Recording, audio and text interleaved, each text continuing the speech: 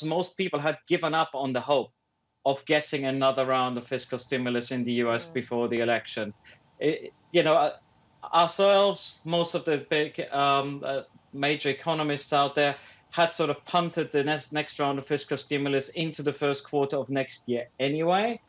And really, if you look at the state of the US economy, if you look at the massive amount of savings that have built up by households, because basically they haven't been able to spend on many of the things that they normally spend to, we think that actually the US economy will be able to handle that. It'd be better to get the stimulus now, but as long as we get it early next year, we think the economy will be able to get through that.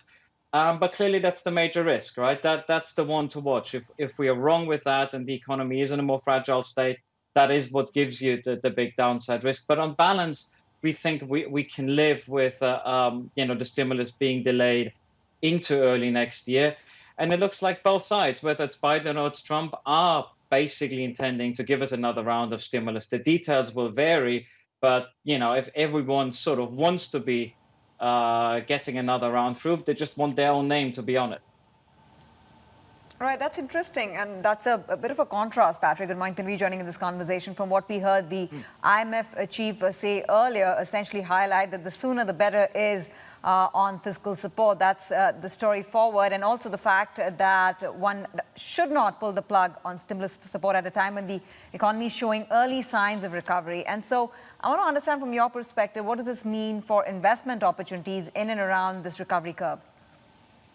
So I think that's absolutely right. I mean, it would be better to get it now, no doubt about it. But as long as we do eventually get it, we think that that's okay, and we will get through that.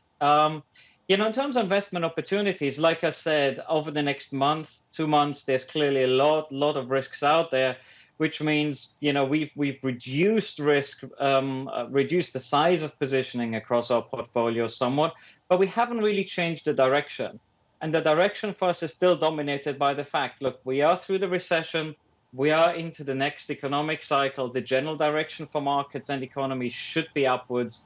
So on a medium-term view, anything longer than say 2 or 3 months, you should be positioned risk on. You should be overweight risky assets like credit, like equities, and that's how we're positioned.